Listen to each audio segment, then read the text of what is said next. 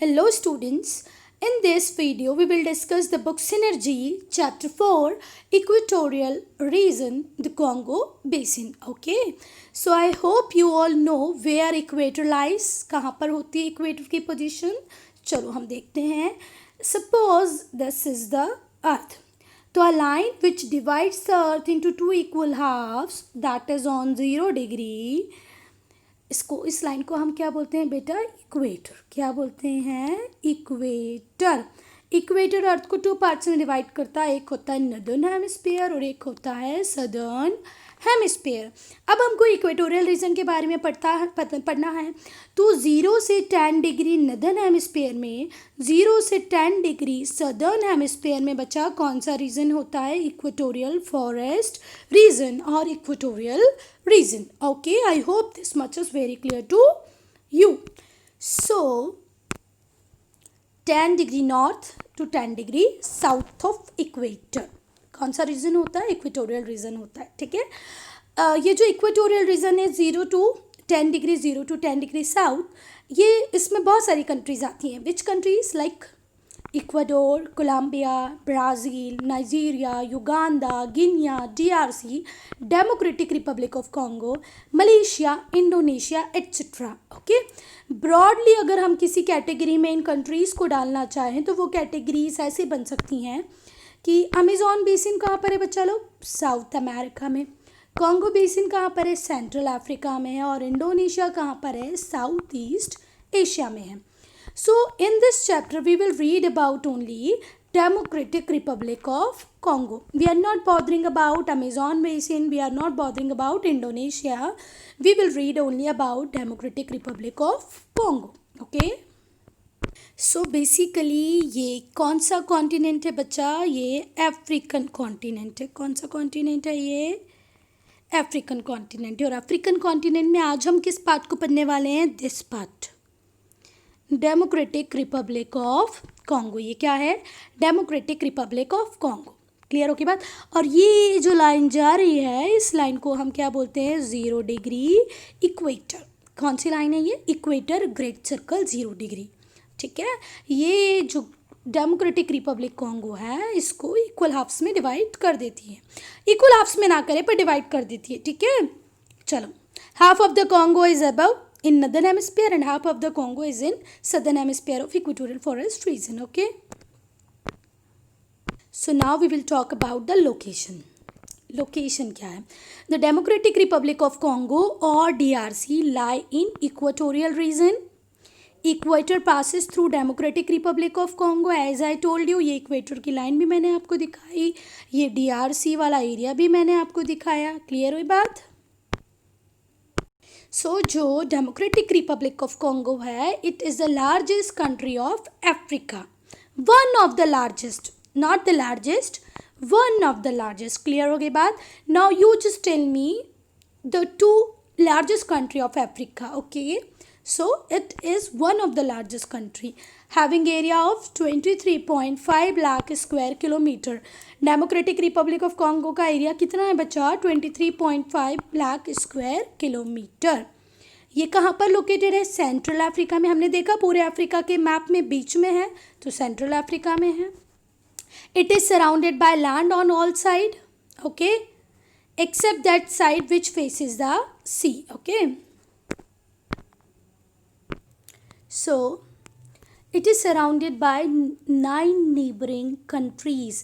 Democratic Republic of Congo की कितनी neighboring country हैं बच्चा? Do remember for objective question 9. कौन कौन सी हैं वो? Which one? Central African Republic, South Sudan, Angola, Zambia, Tanzania, Burundi, Rwanda, Uganda. Okay, अब हम इनको अगर साइड से बांटते हैं, है ना? कॉन्गो कहाँ पर है? वेस्ट में है. ओके, सेंट्रल अफ्रीकन रिपब्लिक और साउथ सुडान कहाँ पर है? नॉर्थ में है. अंगोलिया, जाम्बिया कहाँ पर है? साउथ में है. तंजानिया, बुरुंदी, रवांडा कहाँ पर है? ईस्ट में है. चलो मैं आपको मैप से दिखाती हूँ. I will show you with map.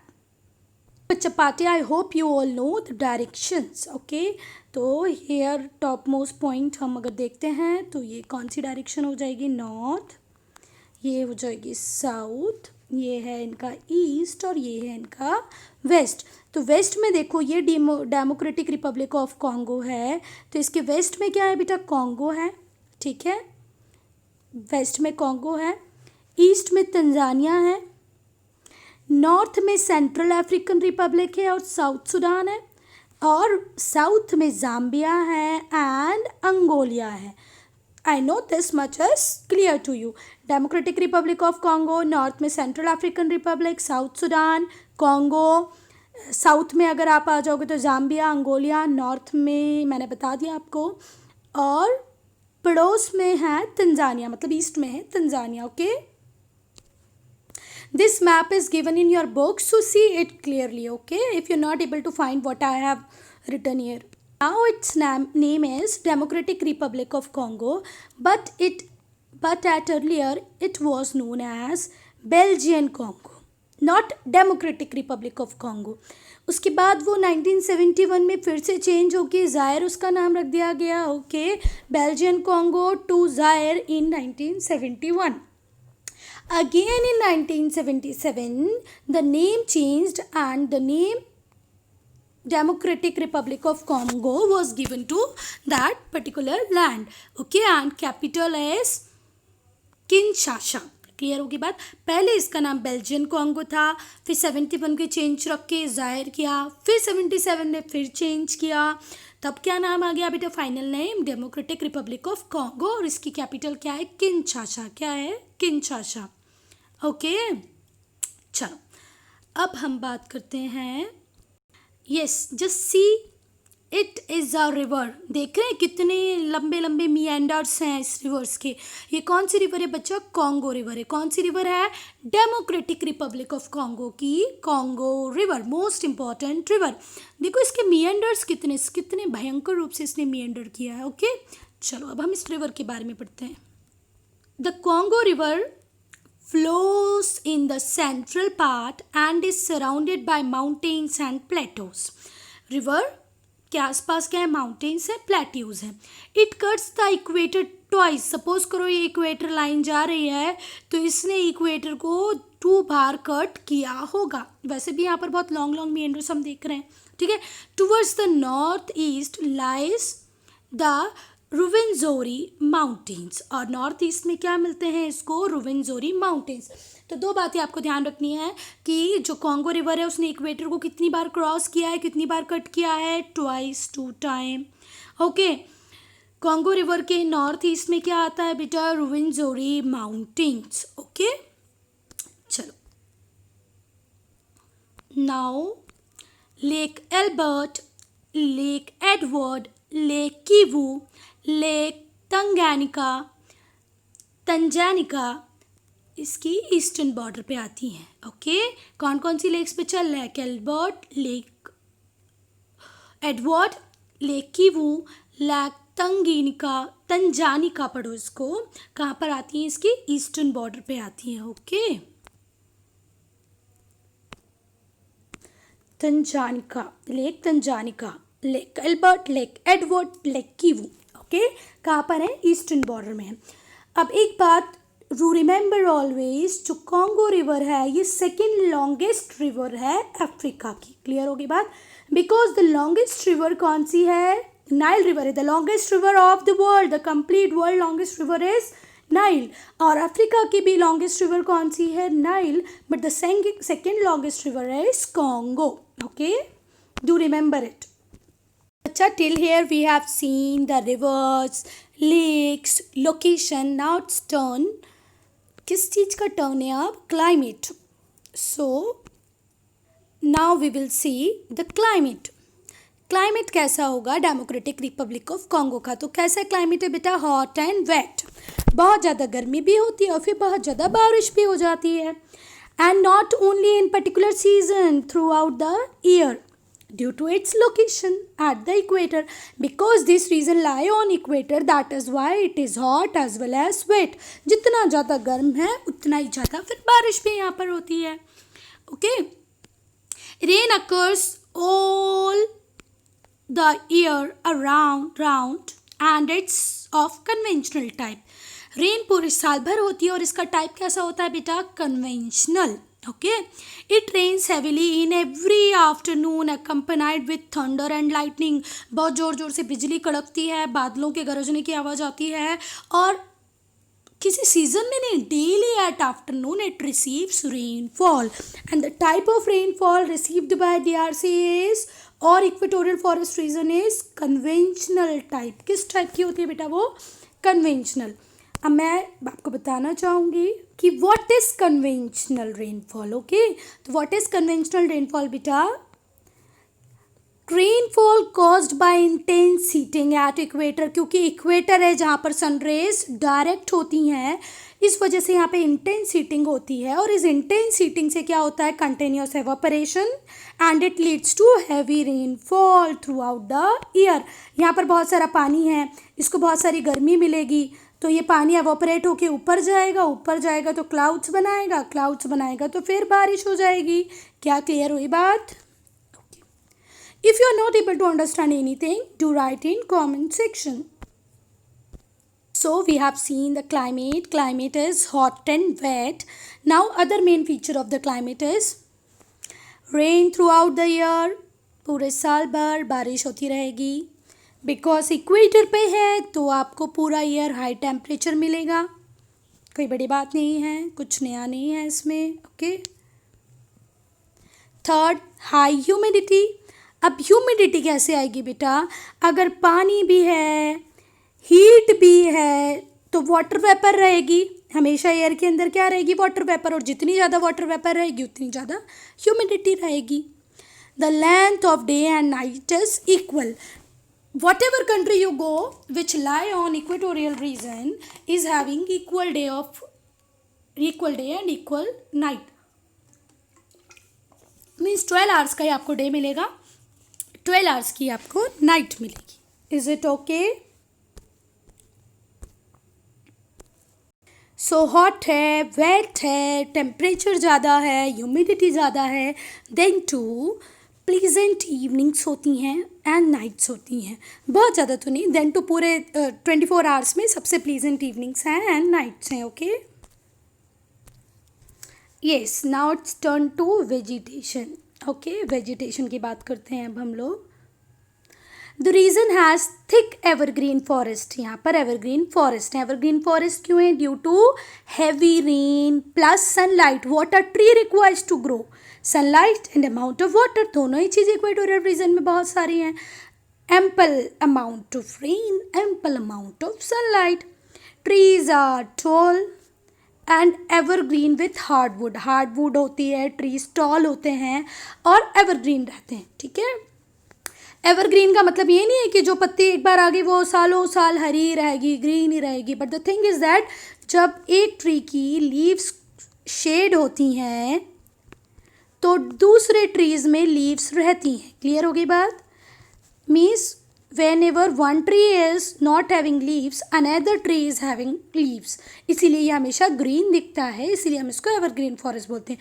सारे ट्रीज एक साथ में अपनी लीव्स को शेड नहीं करते हैं। ठीक है, अब अगर हम देखें तो ये जो फॉरेस्ट हैं ये थोड़े से अनइकोनॉमिकल होते हैं। अनइकोनॉमिकल क्यों होते हैं बच्चा? क्योंकि बुशेस की, सर्ब्स की इतनी ज़्यादा ग्रोथ हो जाती है कि यहाँ पे ट्रांसपोर्ट बिल्कुल मुश्किल काम हो जाता है। It is quite difficult to transport from these forest. Okay, अगर हम इसको छोड़ दें तो यहाँ पर आपको कौन कौन से ट्रीज़ मिलेंगे बेटा? Ebony, mahogany, rubber are the useful trees of these forests. Out of n number of trees, which is the most important trees of these forests are ebony, mahogany, rubber are the useful trees of this forest. Okay, they form a canopy above which shuts out the light from reaching the ground. So the forest is dark and damp. A variety of plants are found in these forests. चलो इसको समझते हैं क्या लिखा है। Yes, so what is canopy? Because these forest are very dense, है ना।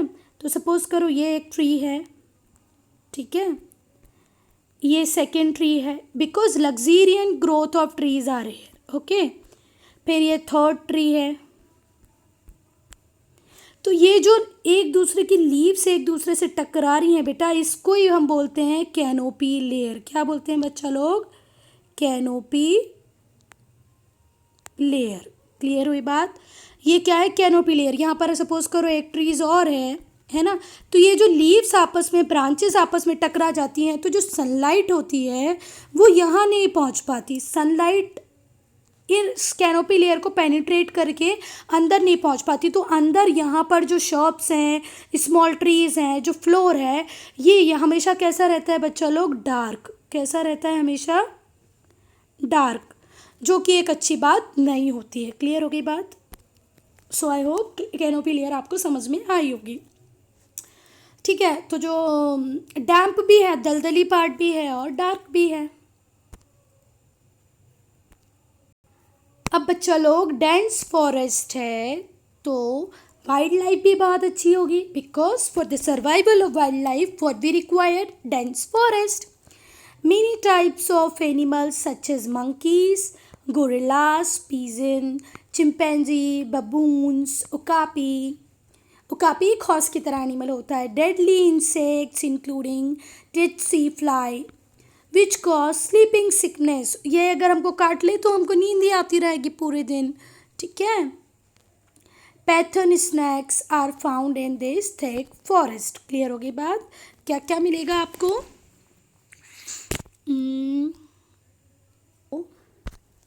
Huge forest means huge wildlife. Okay. और ये जो टेट्सी फ्लाई है, इसको टेट्सी फ्लाई, इसका सेकेंड स्पेलिंग में यहाँ पर है, इसकी जगह जेड और जेड भी आता है बच्चा। तो ये जो टेट्सी फ्लाई है ना बच्चा, ये आपकी स्लीपिंग साइकिल को बिगाड़ के रख देती है। कभी नींद बहुत ज़्यादा आती है, कभी नींद नहीं आती है, मीन्स जो हमारी स्लीपिंग साइकिल है उसको बिगाड़ सकती है। यहाँ पर पैथन स्नैक भी आपको मिल जाएगा। ओके। अब थिंक अबाउट दैट बेटे बच्चा कि देखो बारिश रोज हो रही है, फिर कैनोपी लेयर सनलाइट को नीचे ही नहीं आने दे रही है। ठीक है, सपोज करो ये कैनोपी लेयर बनी हुई है। ठीक है, ये लीव्स ने और ब्रांचेस ने बनाई है। सनलाइट इसको पेनिट्रेट करके नीचे ही नहीं जा पा रही है। ठीक है, तो यहाँ का जो एरिया होगा जिसमें पानी होगा वो काय में कन्वर्ट हो जाएगा बच्चा? मार्श एरिया में कन्वर्ट हो जाएगा। आपको नहीं लगता ऐसे होगा? क्योंकि सनलाइट तो देखो पेनिट्रेट करके नीचे नहीं आ रही है। यहाँ पर पानी पड़ा हुआ है, तो पानी होगा, सनलाइट नहीं होगी तो क्या हो जाएगी? दलदली ज़मीन हो जाएगी ना, मार्शी एरिया बन जाएगा। तो ये जो मार्शी एरिया है, it's a home of elephants, rhinoceros and hippopotamus. कौन कौन रहता है यहाँ पर बच्चा? Elephants, rhinoceros and hippopotamus. Okay. Large variety of birds are also found here. बहुत सारी वेराइटीज़ की आपको यहाँ पर क्या भी मिल जाएंगी? बर्ड्स भी मिल जाएंगे, क्योंकि बर्ड्स भी हैं, एलिफेंट्स भी हैं, एम्फीबियंस भी हैं, बबून्स भी हैं। तो इसीलिए इस एरिया को हम क्या बोलते हैं बच्चा लोग? Natural zoo of the world. क्योंकि यहाँ पर एम्फीबियंस भी हैं, इंसेक्ट्स भी हैं, एनिमल्स भी हैं, इन नंबर ऑफ टाइप के एनिमल हैं, बर्ड्स हैं, इसीलिए हमको क्या बोलते हैं? नेचुरल जू। अगर कोई आपसे पूछता है कि नेचुरल जू किस एरिया को बोलते हैं, तो क्या बोलोगे आप बच्चा? DRC। ओके। क्या आपको बात क्लियर हुई? ठीक है, चलो। Location, animal, wild life and vegetation. अब हम पढ़ेंगे यहाँ पर ह्यूमन की लाइफ कैसी होती है। ओके। तो लाइफ ऑफ पीपल। ठीक है। तो the democratic Republic of Congo और DRC गॉट इंडिपेंडेंस इन 1960। मतलब हमारी इंडिया को इंडिपेंडेंस कब मिली थी बच्चा? 1947 में हमको इंडिपेंडेंस मिल गई थी। और इनको इंडिपेंडेंस कब मिली है? हमसे बाद में मिली है, मतलब 1960s में मिली है। क्लियर हो गई बात? It is thinly populated. बहुत कम पॉपुलेशन है, क्योंकि एक्सट्रीमिटी है ना बेटा, उतनी तेज गर्मी फिर उतनी ही बारिश, तो इस वजह से यहाँ पर जो पॉपुलेशन है वो थोड़ी सी कम है। क्लियर हो गई बात? नेक्स्ट इज पॉपुलेशन कितनी है? 65.71 million people. Only 65.71 million people are here. When we got independence, हमको इंडिपेंडेंस कब मिली है बच्चा? 1947 में। कब मिली है? 1947 में। Okay, do remember. और डेमोक्रेटिक रिपब्लिक ऑफ कॉन्गो को इंडिपेंडेंस कब मिली है? 1960 में। पॉपुलेशन कितनी है? 65.71। ठीक है। The people living in this region have struggle hard for living, obvious सी बात है ना। यहाँ पर जो भी लोग रह रहे हैं उनको बहुत स्ट्रगल करना पड़ता है सर्वाइवल के लिए, ठीक है। So the majority of them are Bantu negroes. कौन रहते हैं यहाँ पर बेटा? बंटू नीग्रोस। मेजॉरिटी में कौन रहते हैं? बंटू नीग्रोस। ये बहुत टॉल होते हैं, इनके कर्ली हेयर्स होते हैं और ट्रेडिशनल वे में रह रहे हैं आज भी। हमारी तरह नहीं कि कार हैं, मोबाइल्स हैं, एसीज हैं, फैंस हैं। ये आज भी बहुत ही हार्ड लाइफ जी रहे हैं और ट्रेडिशनल वे में ही रहते हैं। इनकी हाइट बहुत टॉल होती है, कर्ली हेयर्स होते हैं, ओके। ये मेजॉरिटी में है। मेजॉरिटी में कौन रहता है बेटा? Bantu negroes, okay. और इनकी लैंग्वेज कौन सी होती है? बंटू लैंग्वेज। क्लियर होगी बात? Bantu negroes speaks Bantu language, okay. They are very tall, curly hairs, okay.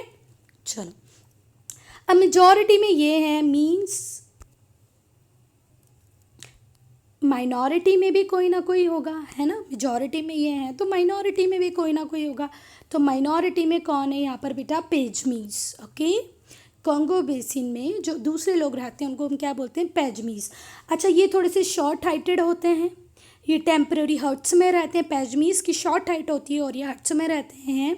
और ये जो हर्ट्स होती हैं बेटा, ये काय के ऊपर बनी होती हैं? ट्रीज़ के ऊपर या पोल्स के ऊपर, खम्बे के ऊपर बनी होती हैं ये हर्ट्स, या ट्रीज़ के ऊपर बनी होती हैं। क्यों? क्योंकि जो ग्राउंड है वहाँ तो सनलाइट आ ही नहीं रही, तो वो वेट है और मार्शी है।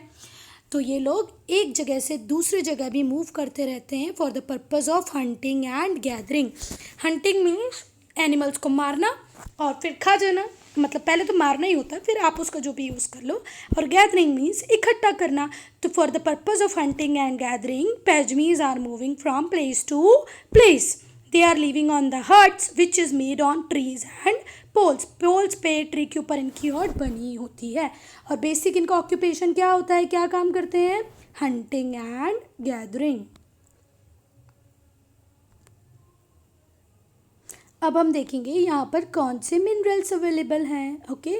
Mineral is also very important part of any of the economy, any of the country, okay.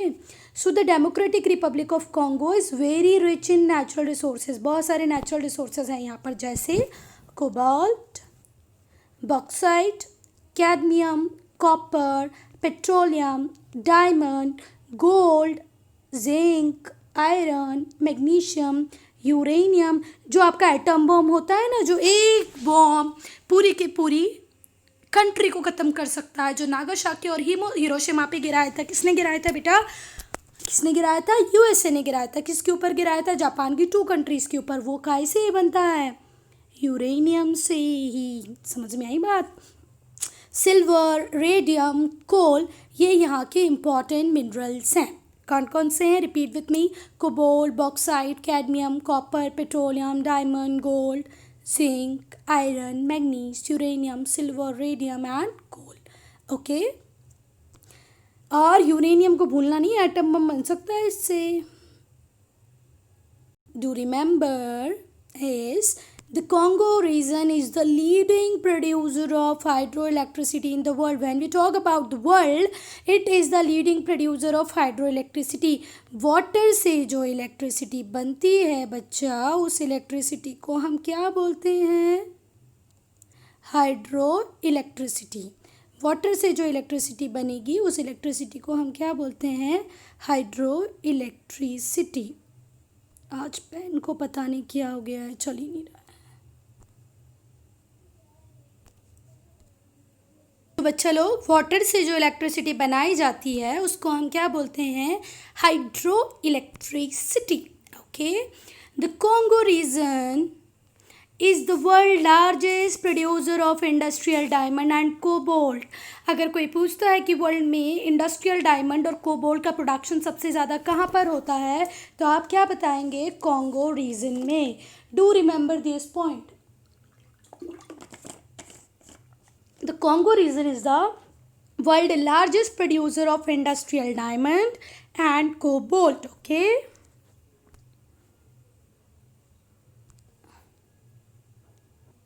So as we have seen, human life is very difficult here. तो इनका ऑक्यूपेशन क्या होता होगा? अगर ये लोग यहाँ पर हैं तो ये लोग क्या करते होंगे?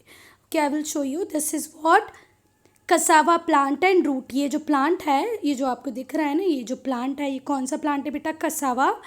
और ये इसकी रूट है। ये वाला जो इमेज है, ये क्या है? रूट है। ओके, कसावा प्लांट की ये क्या है बच्चा लोग? रूट है ना?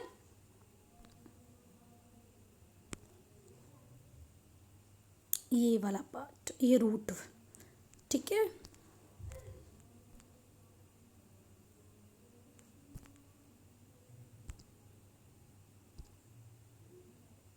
अब मैंने ऑक्यूपेशन में आपको कसावा प्लांट और रूट क्यों दिखाई, अब हम आगे पढ़ते हैं। देखो, फार्मिंग यहाँ का मेन ऑक्यूपेशन है। बेसिकली क्या होती है यहाँ पर? फार्मिंग होती है।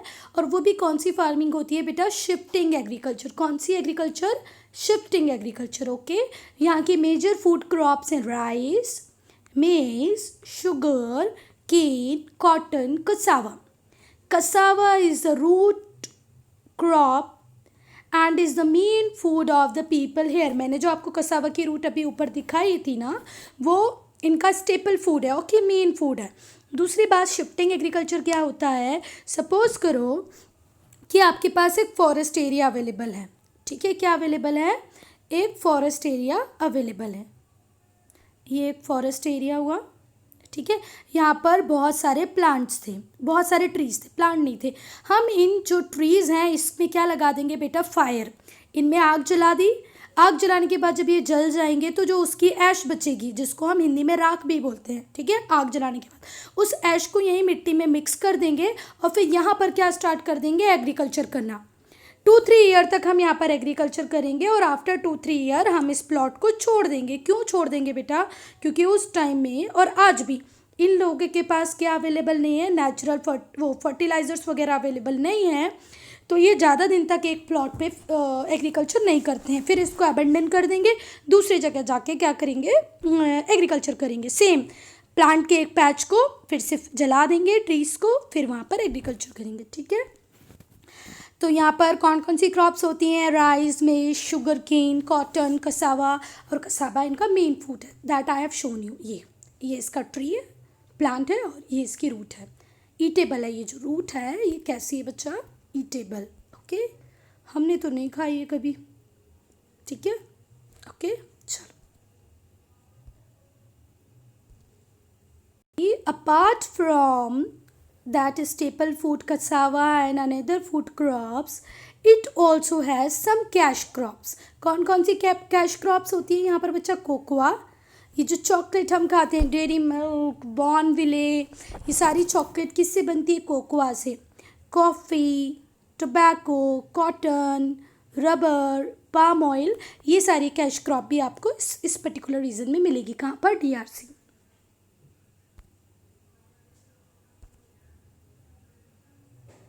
As we have discussed earlier कि यहाँ पर मार्शी लैंड है, सनलाइट पेनिट्रेट नहीं कर पाती, बहुत सारे बुशेस हैं जिसकी वजह से फॉरेस्ट को पेनिट्रेट करना बहुत मुश्किल होता है। That is why when we talk about the transportation system is not well developed. Transportation जो सिस्टम है बहुत ज़्यादा डेवलप नहीं है। It is quite difficult to construct roads and railways through thick forest. इतना ज़्यादा थिक फॉरेस्ट है, marshy land है, दलदली ज़मीन है कि यहाँ पर रोड बनाना या रेलवे ट्रैक बनाना बहुत ही मुश्किल काम है। क्लियर होगी बात? और वो दलदली ज़मीन क्यों है? पानी रोज़ गिर रहा है, सनलाइट वहाँ तक नहीं पहुँच पा रही है, तो बारिश के टाइम में हम देखते हैं ना कीचड़ जैसे हो जाती है, वैसे वहाँ हमेशा रहती है, ठीक है। Water transport is an important means of travelling. यहाँ पर किसका यूज़ करते हैं ये लोग? वाटर ट्रांसपोर्ट का। After independence there has been some development in transport. जब वो कब, डू रिमेंबर, कितने बच्चों को याद है वो कमेंट सेक्शन में लिखें, बाकी बच्चे जिनको याद नहीं मैं बताती हूँ। कब इंडिपेंडेंस हुआ था डेमोक्रेटिक रिपब्लिक ऑफ कॉन्गो? 1960 में। और हम कब हुए थे? 1947 में।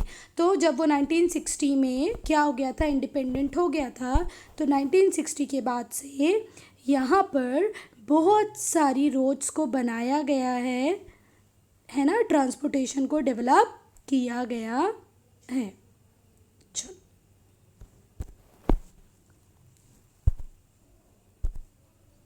की भी बात करते हैं तो जो ईस्टर्न पास्ट है, अरुणाचल प्रदेश, मिज़ोरम, मेघालय, त्रिपुरा, तो वहाँ पर भी हम लोग काय की बात करते हैं, एयर ट्रांसपोर्ट की बात करते हैं, क्योंकि वहाँ पर भी माउंटेन्स है, फॉरेस्ट एरिया बहुत ज़्यादा है, तो वहाँ पर भी बहुत टिपिकल होता है कि आप वहाँ पर रेलवेज़ बना दो या रोड्स बना दो, तो वहाँ पर भी हम एयर ट्रांसपोर्ट की बात करते हैं। ऐसे ही डेमोक्रेटिक ऑफ रिपब्लिक में रेलवे और रोड्स नहीं बन पा रही हैं, तो यहाँ पर प्रेफर किया जाएगा कि एयर ट्रांसपोर्ट बहुत ज़्यादा पॉपुलर हो जाए, और है भी, पॉपुलर है भी, और गवर्नमेंट को ट्राई करना चाहिए कि वो रेलवेज और रोड्स की जगह किस पे ज़्यादा ध्यान दे, एयर ट्रांसपोर्ट पे। ओके, इंडिपेंडेंस कब मिली थी? 1960 में। When DRC become independent? 1960। When India got independence? 1947।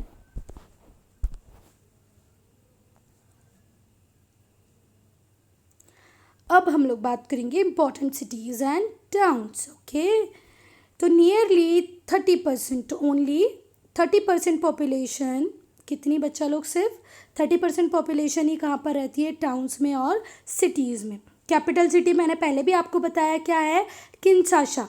क्या है capital democratic of Republic Congo की? किंशासा। ओके, ये यहाँ की लार्जेस्ट सिटी भी है। क्लियर हो गई बात? Kinshasa is not only the capital of Democratic Republic of Congo but also the largest city. It is situated in the west of the country. Country के west side में आपको क्या मिलेगी? किंशासा। मैप में एक बार देखना जरूर। Okay, when you see the map ना, you just remember the things. Okay, तो see the map and find where is Kinshasa.